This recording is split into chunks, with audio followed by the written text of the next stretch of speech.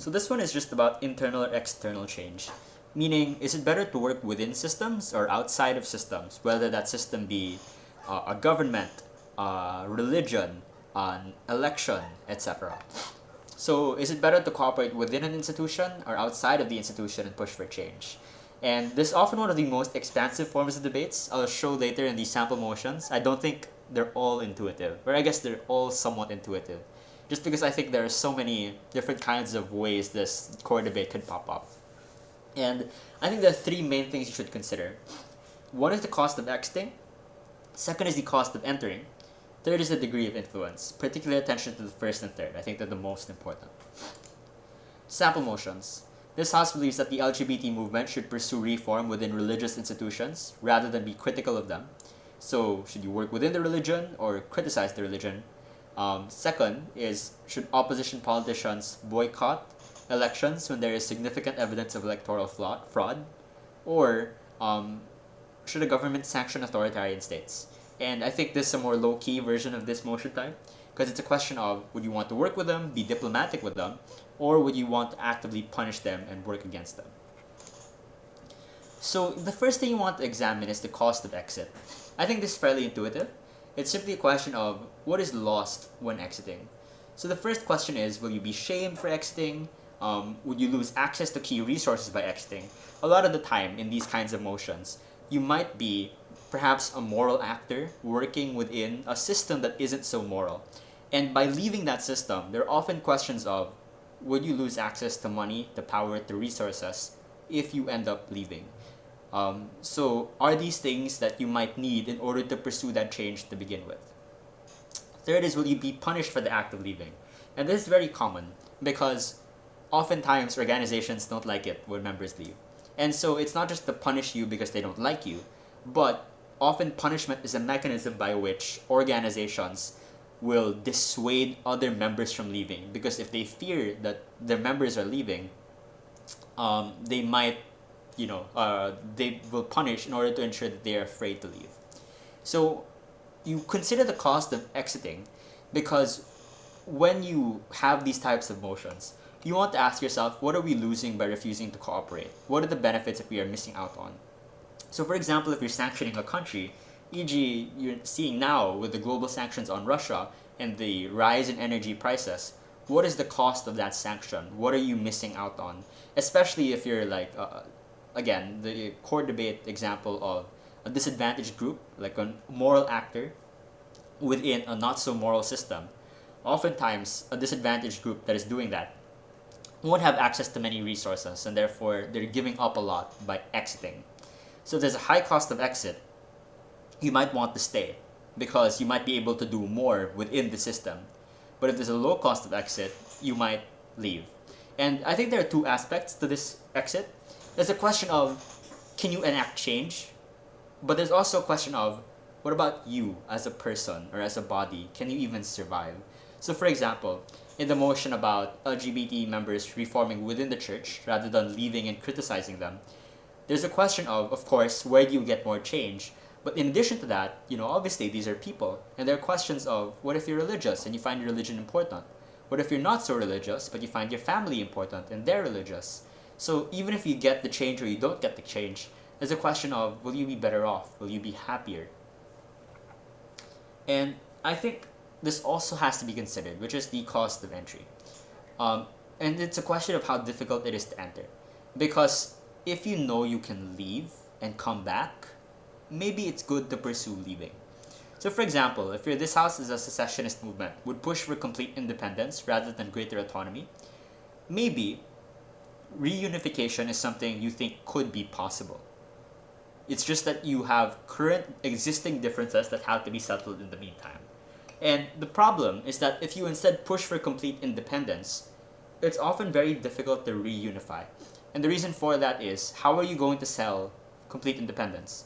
You will say things like, perhaps you've been historically oppressed by this larger part of the state. Or you will say that they have leached off the wealth of your particular secessionist area, which I think is the case in some secessionist regions right now. Or you could say that there's just fundamental cultural nationalistic differences that exist between these countries. And so by saying those things, it's very unlikely reunification becomes a possibility in the future if you start to convince people of those things. Second is that if there's a low cost of entry, this could also diminish your voice within an institution.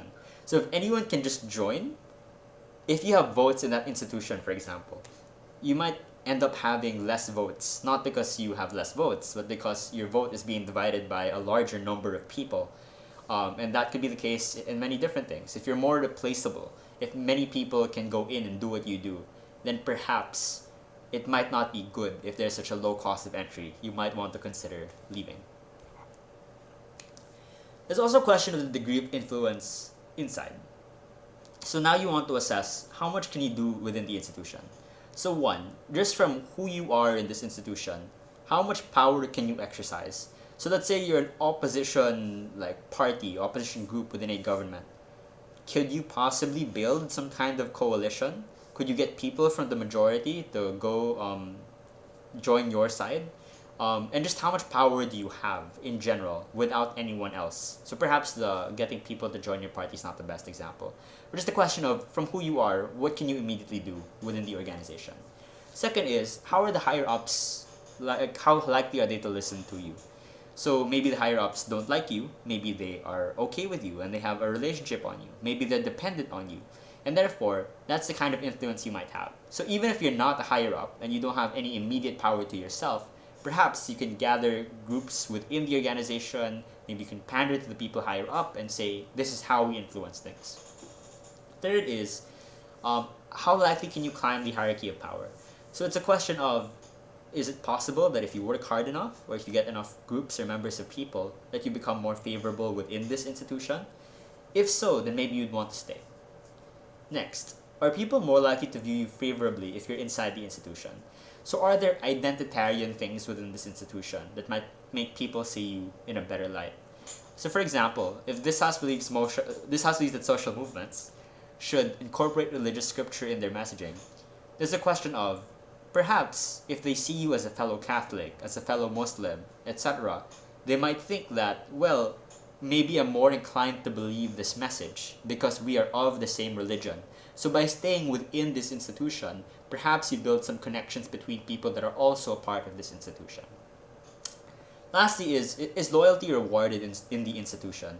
Let's say right now, you're not in a place of immediate power, you're not in a place where you can make meaningful amounts of change. But in the future, you might get there and climb that hierarchy as implied by the third question. Maybe loyalty is a possible consideration here.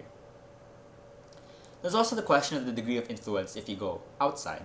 So one is, what are the ways by which you can exert influence over the institution? So common examples of this are, could you hold protests if you no longer want to participate within the government?